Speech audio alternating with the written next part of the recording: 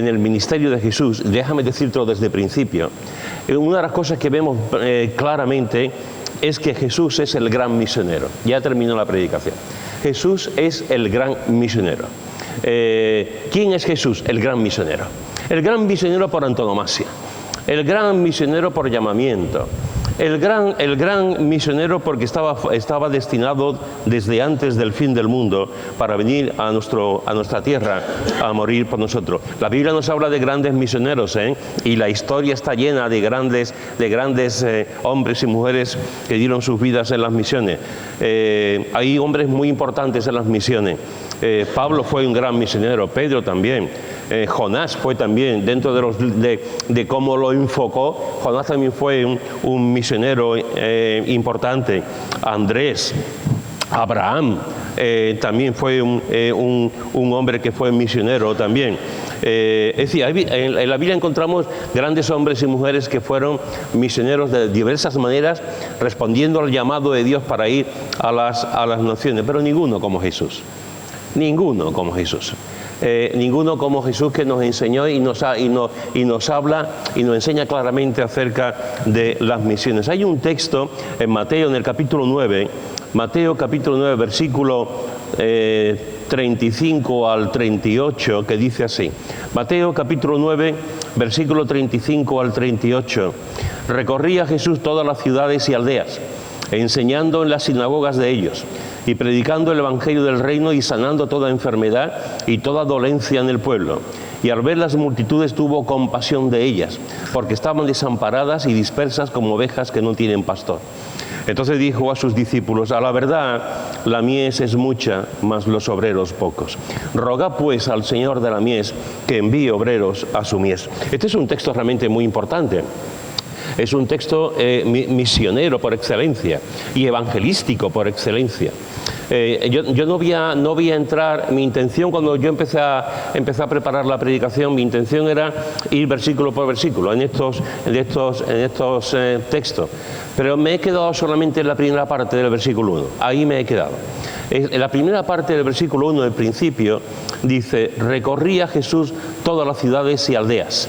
Ahí me he quedado. Recorría Jesús todas las ciudades y las aldeas. En este texto, en el texto que hemos leído, y concretamente en esta parte que está diciendo recorría Jesús todas las ciudades y aldeas, que está diciendo el evangelista Mateo, aquí vemos una cosa importantísima, una cosa que yo creo que realmente debemos de pensar y debemos de analizar y debemos de copiar, porque nos está dando ejemplo, y es que Jesús era un misionero. Permíteme que te lo diga así. Jesús era un misionero que trabajaba y trabajaba. Aquí está el resumen de la vida de Jesús. Jesús era un misionero que trabajaba y trabajaba. Se dejaba los calzados, las sandalias, se dejaba el sudor cuando caminaba, se dejaba el descanso cuando estaba haciendo su labor misionero. Jesús recorría todas las ciudades y aldeas, todas las ciudades y aldeas. Había ciudades más importantes, había aldeas más chiquititas, había sitios de una calle o dos, y había otros sitios donde a lo mejor había 10 o 15.000 personas viviendo en esa ciudad. Pero Jesús iba por todas partes, haciendo esa labor evangelística, esa labor misionera de la predicación de la palabra. Jesús era el gran trabajador, hermanos. El misionero que trabajaba y mucho. Y es interesante porque si tú vas a la Biblia, una de las cosas que vemos y se repite en varias ocasiones es que Jesús decía, por ejemplo, en Juan capítulo 5, versículo 17, Jesús dijo: mi Padre hasta ahora trabaja y yo trabajo. Eso se repite en muchas ocasiones. Mi Padre hasta ahora trabaja y yo trabajo. Jesús no vino aquí a tomar el sol en Galilea, Jesús no vino aquí a fundar una nueva religión. Jesús no vino aquí a comer el pescado del mar de Galilea. Jesús vino aquí a trabajar, hermanos, a trabajar, porque su Padre seguía trabajando, todavía estaba trabajando, y el cometido de Jesús desde que nació hasta que murió fue trabajar para que las almas conocieran el Evangelio, es decir, a Él. Él vino a trabajar, a hacer un cometido para que todo el mundo llegase a conocer, a entender y a escuchar el Evangelio que Él llevaba en su vida, las buenas noticias de salvación. Mi Padre hasta ahora trabaja y yo trabajo. Esto es algo que tenemos que entender bien, hermano. Estamos llamados a trabajar. Es verdad que tenemos que descansar. Ahora viene un periodo en el que la gente dice que es un periodo estival, un periodo de descanso, como es estos meses de verano, pero el cristiano está llamado a trabajar. Ya descansaremos, ya descansaremos en la eternidad, descansaremos en el cielo. En el cielo no tendremos que ir por las calles predicando el Evangelio. En el cielo no tendremos que hacer jornadas misioneras. En el cielo no tendremos que predicar la reconciliación. En el cielo no haremos nada de eso, así que estaremos eternamente allí en el cielo con el Señor y no tendremos que trabajar, pero mientras que estemos aquí tenemos que trabajar, y nuestro trabajo consiste en ser misioneros, nuestro trabajo consiste en ser evangelistas, nuestro trabajo consiste en predicar el Evangelio, porque hay multitudes de millones de personas que no conocen a Cristo, y nosotros somos los llamados a predicarles el Evangelio, y somos los llamados, lo mismo que tú eres salvo, la gente necesita escuchar el Evangelio de Jesús también para por lo menos tomar la decisión, por lo menos saber lo que se hace, por lo menos decir creo en ti o no creo en ti, pero tiene que escuchar el Evangelio para tomar la decisión, y tenemos que trabajar como Jesús trabajaba, igual que su Padre trabajaba. Una pregunta que podemos hacernos en esta mañana es: ¿en qué trabajamos hoy en día los cristianos? ¿En qué nos ocupamos? ¿Cuál es nuestro quehacer? ¿Cuál es nuestra prioridad? ¿En qué trabajamos y para qué trabajamos? Y cuando tú analizas esto, tú podrás ver que hay muchos cristianos, más de lo que pensamos, hermano, que trabajan para vivir bien. Trabajan para vivir bien. ¿Es un pecado trabajar para vivir bien? No, pero estamos desorientados. Estamos trabajando lo mismo que hace el mundo. ¿Para qué trabaja la mayoría de la gente? Para tener un dinero, para tener una piscina en la casa, para tener 2 o 3 coches, para tener ordenadores, para vestir bien, etcétera. Sí, estamos teniendo la misma filosofía que tiene el mundo. Exactamente la misma que tiene el mundo, estamos teniendo muchas veces los cristianos. Trabajamos para vivir bien, para tener de todo. Salomón lo decía en Eclesiastés, lo repite en varias ocasiones: come y bebe porque mañana vas a morir. Entonces nosotros lo que hacemos es comer y beber, comer y beber, comer y beber. Estamos engordando, tenemos buenas casas, nos metemos en hipotecas, intentamos tener el máximo de dinero que podamos para vivir bien. Entonces, muchas veces el deseo de muchos cristianos realmente es no trabajar, no hacer las cosas, digamos, para darle la gloria a Dios, para estar en el servicio del Señor, para ayudar en la obra, sino para tener de todo. Y estar satisfechos nosotros y la familia con la que estamos. Entonces hay creyentes que trabajan para vivir bien, y ya está, no le quites de ahí, no le quites de trabajar para tener material, tener cosas, y ya está. Es decir, acaparar y acaparar. Hay cristianos que trabajan para asegurarse un futuro. Hay cristianos que trabajan para vivir bien, y hay cristianos que trabajan para asegurarse un futuro. Y esto es interesante, hermano. Esto es muy interesante, porque compramos cosas para asegurarnos un futuro y no sabemos lo que va a ocurrir en el futuro. Y es como una contradicción. Compramos cosas, y ya no solamente es como una contradicción, sino además estamos en una situación en la que compramos algo, estamos pensando en algo, y lo primero que hacemos es asegurarlo. Lo primero, todavía no lo hemos vivido y ya lo estamos asegurando. Estamos asegurando el día de nuestra muerte, y estamos vivos, y desde que nacemos estamos pagando un seguro para el día de mañana cuando morimos, y vamos a pagar un seguro durante los años que vivimos, y todavía no hemos muerto, y estamos pagando ese seguro desde el día en que nuestros padres nos aseguraron. Compramos un coche y lo primero que hacemos es asegurar el coche. Compramos una casa y lo primero que hacemos es asegurar la casa. Hacemos un seguro de viaje cuando viajamos, y todavía no hemos viajado. No hemos ido a ningún sitio y estamos pagando un seguro de viaje para cuando vayamos. Tenemos un seguro de enfermedad, y lo mismo resulta que te haces un seguro de enfermedad con 15 años y en tu vida te va a poner malo hasta que tengas a lo menos 60 años. Pero estás pagando un seguro de enfermedad, etcétera, etcétera, etcétera, etcétera. Aquí hay hermanos que viven, gracias a Dios, haciendo seguro. No estoy hablando de que eso sea... y hermanos que son fieles. Hay muchos clientes que venden seguro, Pero, hermano, no me digáis que tiene su WhatsApp, que estamos pagando seguros por todo y no lo estamos disfrutando todavía, y no lo estamos viviendo, todavía. Trabajamos para vivir bien y trabajamos para asegurarnos un futuro. Y también trabajamos para conseguir puestos y poder, conseguir puestos de influencia y conseguir poder. La última vez que estuvimos bueno, no recuerdo si fue la última vez o cuando ellos estuvieron aquí, pero conversando con Esther, Esther me contó una historia. Ella tiene una amiga argentina que vive allí en Houston, y creyente también, esta mujer. Y está trabajando, durante muchos años está trabajando en una gran empresa. Ella es la líder de esa, la CEO, como la llaman ahora. Es la cabeza visible, ¿no? Es la responsable, ha llegado al máximo, empezó por lo bajo y ha llegado al máximo de esa empresa. Está ganando mucho dinero. Allí en Estados Unidos, en Houston. Y Esther me decía que lo acababa de dejar. Se ha llevado un montón de años, tiene casi 40 años, o 40 o 41, ha dejado la empresa, ha dejado la responsabilidad y se ha ido. Y la razón por la que se había ido es que durante años había estado centrada en el trabajo, durante años había estado yendo un montón de horas a trabajar, había llegado hasta lo más alto, tenía un montón de gente que ella era la responsable, con la confianza de los demás arriba, y había llegado hasta lo más alto, ganando muchísimo dinero, más que Urbano, vamos, ganando muchísimo dinero. Y llegó un momento en que esta mujer dijo, ¿y para qué?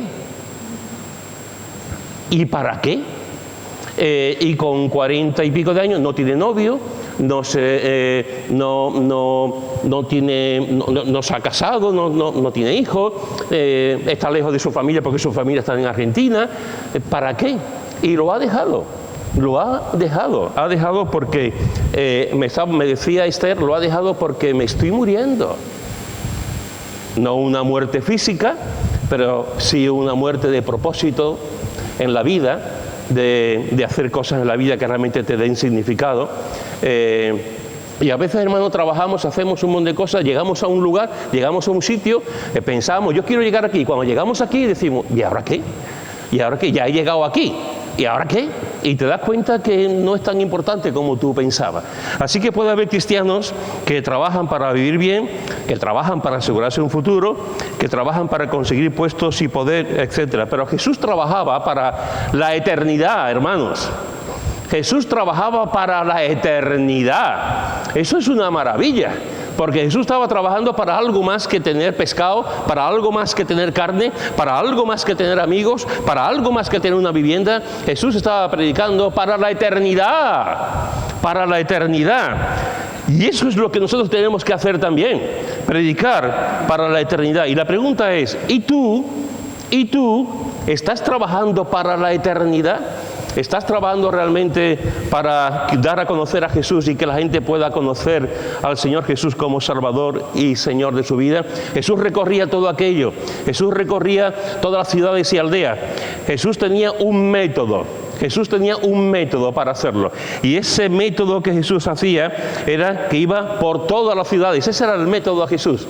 El método de Jesús era ir por todas las ciudades, por las aldeas, en los campos, en las sinagogas, en las montañas, en la orilla del mar, en los barcos, en hogares, donde quiera que había una oportunidad, Jesús predicaba el Evangelio. Donde quiera que había una persona escuchando, Jesús predicaba.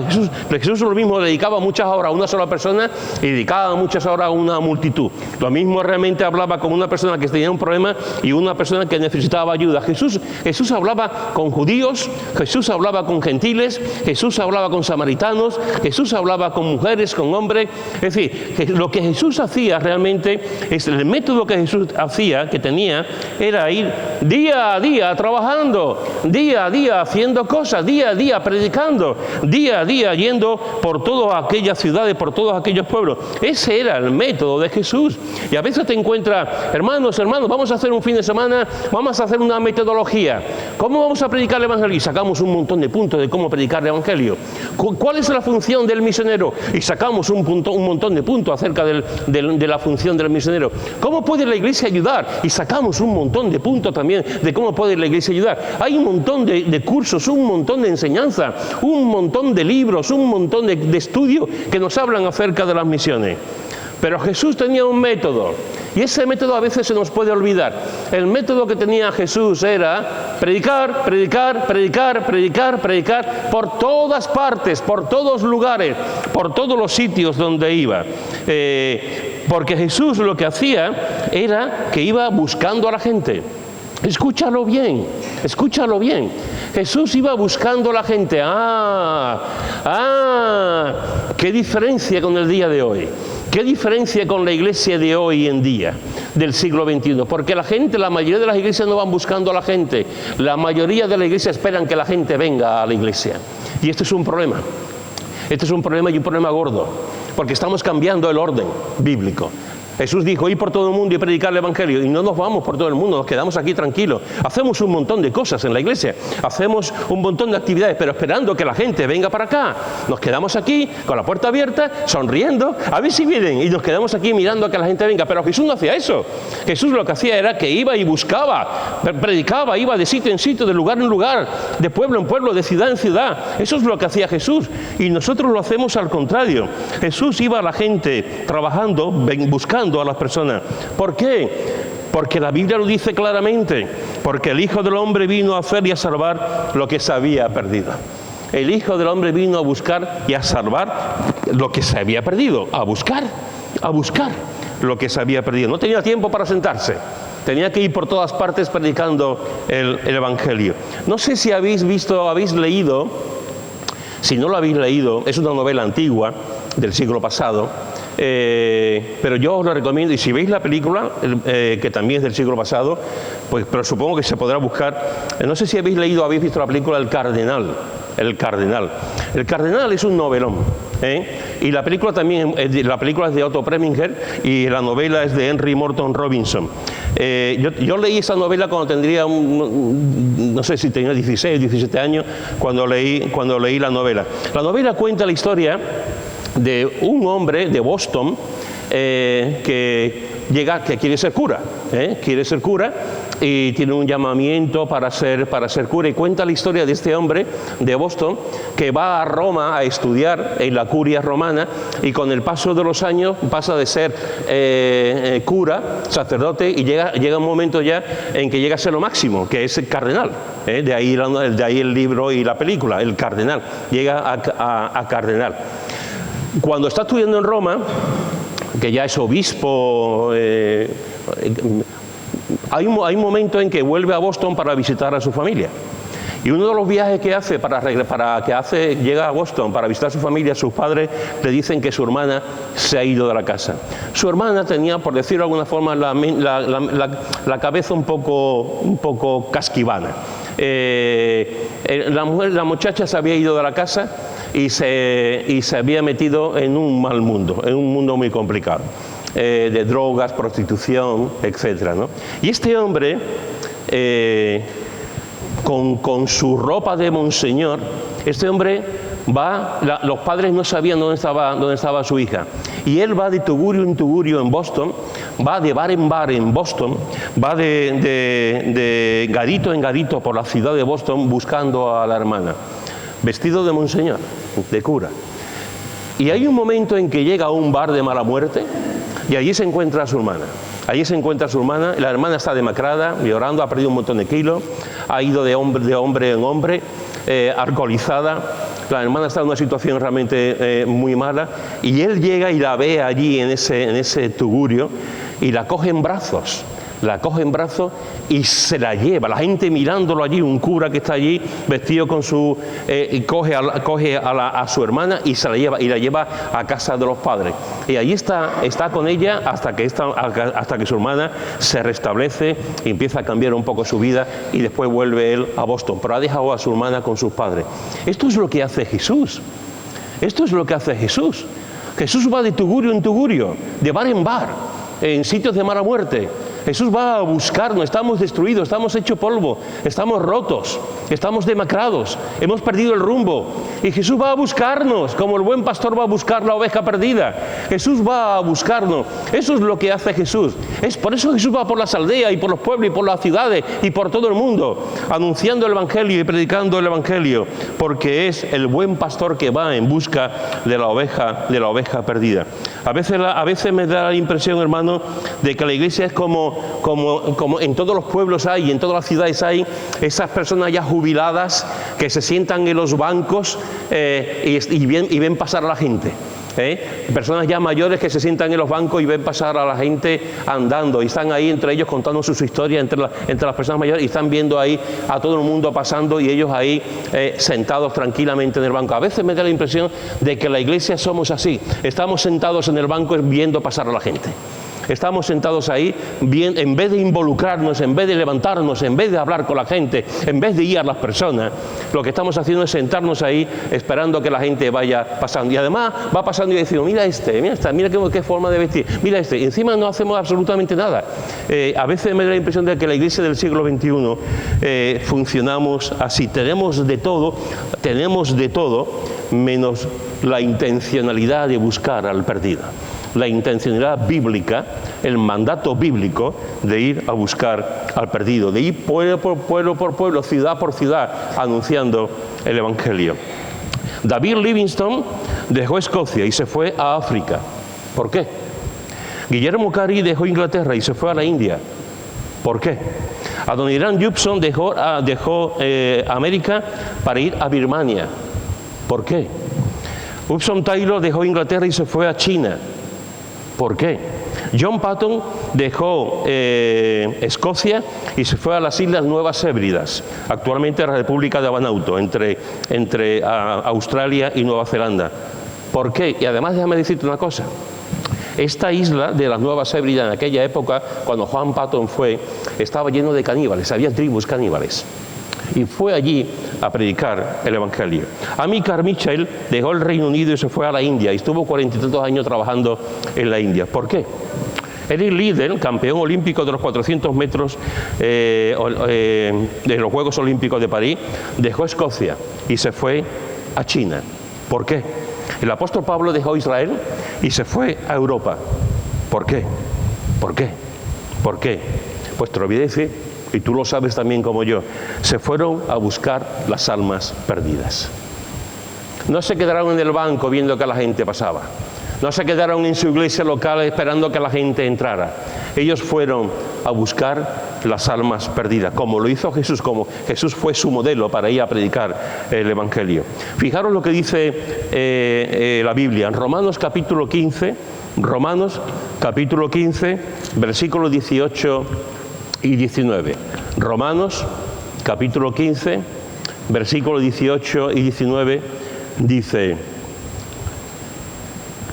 porque no osaría hablar, dice el apóstol Pablo, porque no osaría hablar sino de lo que Cristo ha hecho por medio de mí para la obediencia de los gentiles con la palabra y con las obras, con potencia de señales y prodigios, en el poder del Espíritu de Dios, de manera que desde Jerusalén y por los alrededores hasta Ilírico, todo lo he llenado del Evangelio de Cristo.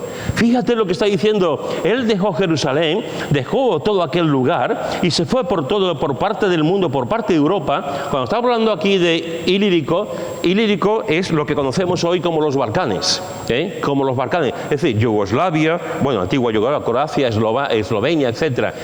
Llegó hasta allí el apóstol Pablo predicando el Evangelio y está diciendo: todo lo he llenado del Evangelio de Cristo. Como un hombre que está viviendo aquí se va allí, y en aquella época donde no había aviones, ni había aves, ni había trenes, ni había nada, y se va a predicar. Y aquellos que conocéis la Biblia también sabéis que lo que él quería era venir también a España.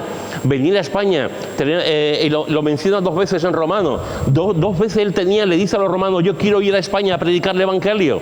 Él tenía la intencionalidad, tenía el deseo de hacer caso a lo que el Señor le había mandado e ir por todo el mundo predicando el Evangelio. Vino hasta aquí, hasta los Balcanes, el apóstol Pablo, para predicar el Evangelio. ¿Cómo podemos ir nosotros a buscar las almas perdidas? ¿Cómo podemos ir nosotros a buscar al perdido? Porque Jesús lo hacía. Jesús iba día a día y recorría las ciudades y los pueblos, las aldeas, predicando a Jesús. ¿Cómo podemos nosotros hacer eso? ¿Cómo podemos buscar a las ovejas, a las personas perdidas? En primer lugar, hermanos y hermanas, orando. Orando. Qué bueno sería que cada día tú ores por las misiones. Qué bueno sería que cada día tú orases por países determinados. Hay 1000 historias que se pueden contar, 1000 historias de familias, de personas que tenían en su casa mapas, datos, y que todos los días oran por misioneros, por misiones y por países diferentes, porque tienen carga. No podemos ir, evidentemente no todos nosotros podemos ir a las misiones, no tenemos un llamamiento para ir a las misiones, no tenemos recursos a lo mejor para ir a las misiones, pero podemos ir a las misiones orando, y podemos clamar al Señor como familia, individualmente, y como iglesia, podemos orar por los misioneros y por las misiones. Una segunda cosa muy importante, con la cual no habría lo primero, es teniendo visión. Teniendo visión. Una de las cosas que yo me encuentro con mucha frecuencia en las iglesias es que no hay visión misionera. Y empiezas a hablar de la visión misionera, oye, como que encuentras una oposición, como que la gente se te brinca un poco, porque no tenemos visión para muchas cosas, pero la visión misionera, si perdemos la visión misionera, perdemos el sentido de lo que es la iglesia, porque la iglesia venimos a adorar al Señor, pero la iglesia tiene una comisión, la iglesia tiene un mandato, y no es una opción, es un mandato. Que el Señor dice que vayamos hasta el último de la tierra predicando y haciendo discípulos. No es una opción mía, no depende de mi voluntad. Es algo que el Señor está mandando a su iglesia. Y a veces no tenemos esa visión. No tenemos esa visión de alcanzar a la gente de fuera. Normalmente siempre hay un argumento que a mí se me da. Un argumento que dice, bueno, ¿para qué vamos a ir fuera con toda la gente que tenemos alrededor? Y tú dices, pues es verdad, ¿para qué vamos a ir fuera con toda la gente que tenemos alrededor? Pero es que eso no es una contradicción. Es que tenemos que predicar el Evangelio en Jerusalén. Es que tenemos que predicar el Evangelio en Samaria. Es que tenemos que predicar el Evangelio en Judea. Y es que tenemos que predicar el Evangelio hasta el último de la tierra. No hay una contradicción. Es un mandato. Tenemos que predicar aquí donde estamos nosotros, y tenemos que predicar donde está afuera también. Y eso es lo que nos dice la palabra de Dios. Ese argumento de que hay mucha gente aquí, vamos a orar, vamos a predicar el Evangelio, vamos a anunciar el Evangelio a la gente que tenemos alrededor, pero no nos olvidemos de los que están fuera, porque necesitan también escuchar el Evangelio. Por lo tanto, oremos, tengamos visión y mandemos también misioneros. Mandemos misioneros. Qué bueno sería, hermano, que la iglesia de Utrera pudiese mandar misioneros. Gracias a Dios, Pili en muchas ocasiones ha ido a misiones y hemos ayudado orando por ella y contribuyendo económicamente también a sus viajes. Hemos orado también por Ana Belén, cuando Ana Belén también ha ido a algún viaje misionero, por Paqui, que también ha ido en varias ocasiones, y hemos contribuido, etcétera, con ayuda económica. Pero qué bueno sería que pudiéramos decir, tenemos un hermano, una hermana, un matrimonio, alguien que dice, yo estoy dispuesto a ir a las misiones. Yo estoy dispuesto a ir a las misiones. Y que podamos orar por él, enviarlo, apoyarlo y ayudarle económicamente. Eso sería una bendición enorme, hermanos, de poder hacer que una persona vaya a otros lugares predicando el Evangelio porque ha sido mandado, comisionado por la iglesia. Orando, teniendo visión, mandando misioneros y ofrendando. ¿Cómo podemos buscar a la gente? Orando, teniendo visión, mandando misioneros y ofrendando.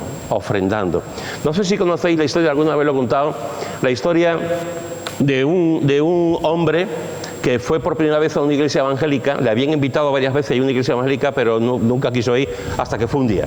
Este hombre tenía una empresa, este hombre tenía muchísimo dinero, era rico. Pero tenía fama de que le gustaba mucho el dinero, ¿eh? Tenía fama de tirar dinero para su... Le costaba mucho trabajo ayudar a la gente y dar dinero. Fue ese día a la iglesia y mira por donde el pastor estaba predicando un mensaje misionero. Y estaba predicando un mensaje con el tema de dar. Y el pastor tenía 3 puntos. El primer punto era, gana todo lo que puedas.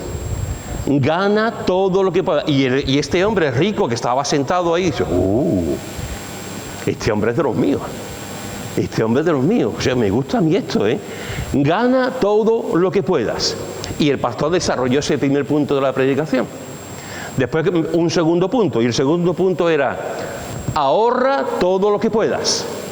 Y este hombre dijo, ¡oh! Yo me voy a hacer miembro de esta iglesia, me encanta esto. Gana todo lo que pueda y ahorra todo lo que pueda. Este hombre dijo, ¡wow!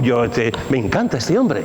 Desarrolla el segundo punto y cuando llega al tercer punto dice, y da todo lo que pueda en la obra de Dios. Y este hombre dijo, con lo bien que iba. Con lo bien que iba y lo ha echado todo a estropear, todo mal. Da todo lo que pueda a la obra de Dios. Ese todo lo que pueda nos falta. Ese todo lo que pueda nos falta. Porque no damos todo lo que podemos. Porque muchas veces realmente nos cuesta ofrendar. Si nos cuesta ofrendar todos los domingos, ¿cuánto más nos va a costar ofrendar para la obra misionera? Pero debemos de orar para las misiones. Hermano, yo siento decirlo así, lo he dicho muchas veces, las misiones cuestan dinero. Pedro, ¿cómo puedes decir esto? Si tú ¿cómo vas a decir eso? Un pastor, ¿cómo puede decir eso? Pues que es así. Las misiones cuestan dinero. Los misioneros tienen que vivir y tienen que tener sus seguros y tienen que estar cubiertos y tienen una familia y tienen que comer y vestir y vivir. Los pastores también tienen que comer, vivir y tener su familia. Y si la iglesia no da, ¿quién lo hace? Y alguno muy espiritual dirá, el Señor. Bien, muy bien, el Señor lo hará, pero el Señor va a usar a su gente. El Señor va a usar a su pueblo. Cuando no usa a su pueblo, no te preocupes que Dios usará cuervos, como lo hizo con Elías. No te preocupes que Dios usará lo que tenga que usar. Ningún siervo suyo llamado por Él va a pasar hambre. Pero nuestra responsabilidad como creyentes, como iglesia, es ayudar también con la ofrenda. Sí, ¿cómo podemos nosotros ayudar a buscar las almas perdidas? Pues orando, teniendo visión, mandando misioneros y ofrendando. Eso fue lo que hizo Jesús, hermanos y hermanas. Jesús recorría todas las ciudades, todos los pueblos, y su misión fue venir a buscar lo que estaba perdido. Mira lo que dice en Filipenses capítulo 2. Filipenses capítulo 2, versículo 5 al 8. Filipenses capítulo 2, versículo 5 al 8 dice: haya pues en vosotros este sentir que hubo también en Cristo Jesús, el cual siendo en forma de Dios no estimó el ser igual a Dios como cosa a que aferrarse, sino que se despojó a sí mismo, tomando forma de siervo, hecho semejante a los hombres, y estando en la condición de hombre, se humilló a sí mismo, haciéndose obediente hasta la muerte y muerte de cruz. Aquí tienes tú el papel de un misionero. Aquí tienes tú la descripción de un misionero, del mejor misionero, del gran misionero, del único realmente misionero. Jesús dejó la gloria, nos dice en Juan también 17, dejó su gloria, dejó su lugar en el cielo, dejó su forma de Dios.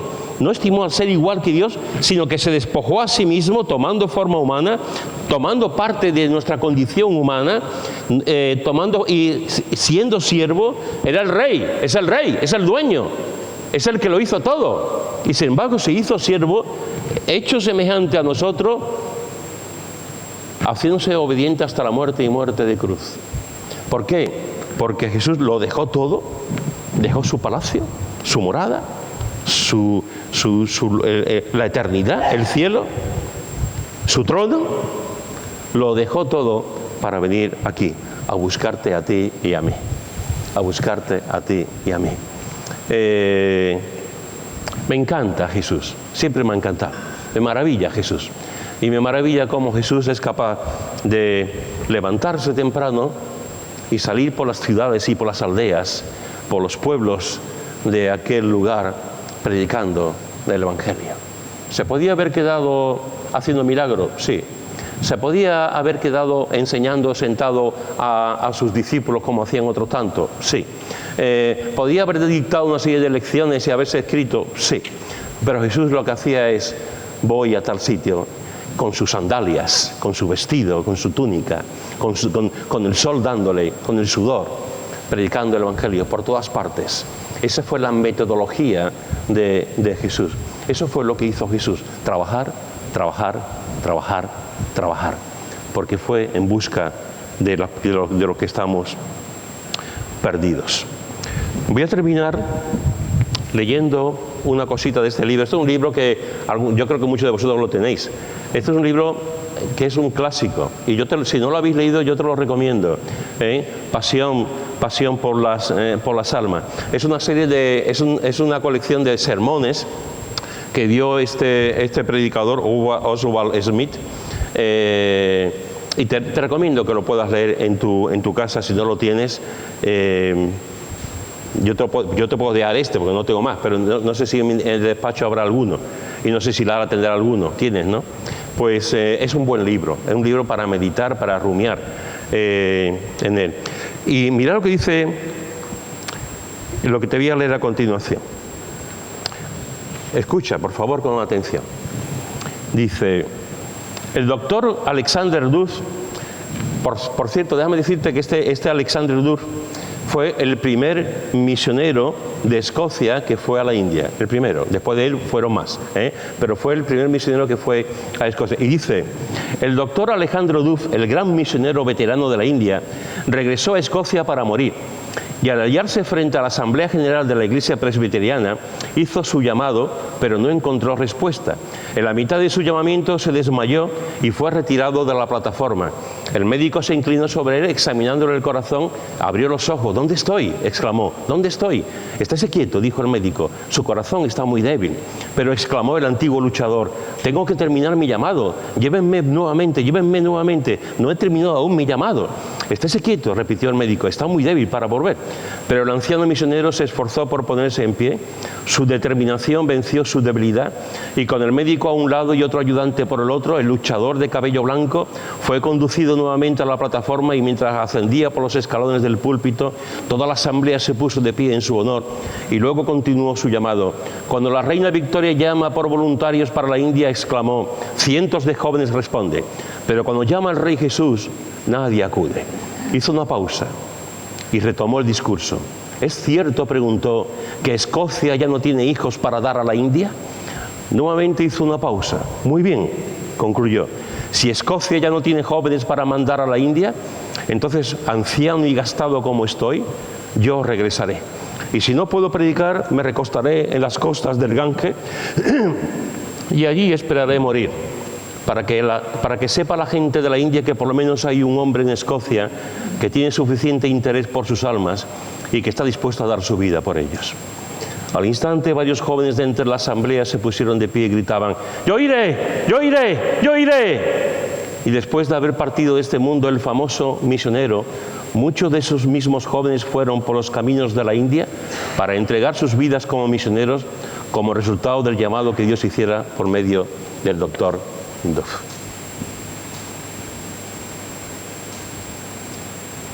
Yo iré. Un anciano que ya se había llevado 40 años allí, que ya se había jubilado, hace el llamamiento y nadie levanta la mano. Nadie levanta la mano para ir a la India. Y la reina Victoria hace un llamamiento y hay un montón de jóvenes que van. Y Jesús está haciendo un llamamiento y nadie acude. Nadie acude a lo que el Señor está mandando, a lo que Jesús está diciendo.